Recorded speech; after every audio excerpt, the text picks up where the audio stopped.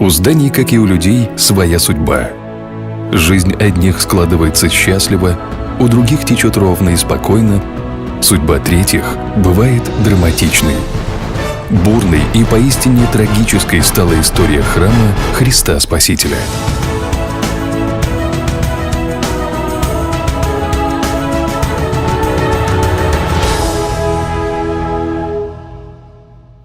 Храм Христа Спасителя – это кафедральный собор, хранящий память о подвиге нашего народа в войне с Наполеоном. Войдя в храм, прежде всего увидим главный алтарь с иконостасом, не имеющим аналогов. Свод главного купола с образом Господа высоко парит над всем храмом.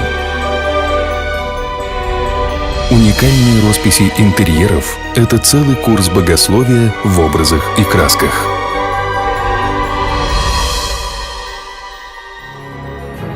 Со всех уголков России приезжают сюда паломники, чтобы поклониться главным святыням храма.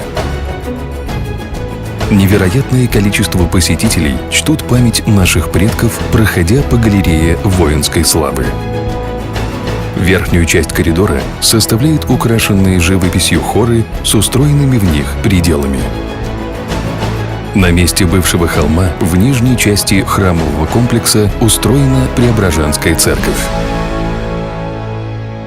Здесь же, в стилобатной части, располагаются музейная галерея, трапезные палаты и зал церковных соборов. В нем проходят важнейшие собрания, связанные с жизнью православной церкви. На звоннице храма подвешен большой торжественный колокол, и с нее открывается захватывающая панорама столицы. Храм Христа Спасителя – главный культурный и духовный центр России, где проходят не только торжественные патриаршие богослужения, но и ежедневно совершается великое таинство общения человека с Богом.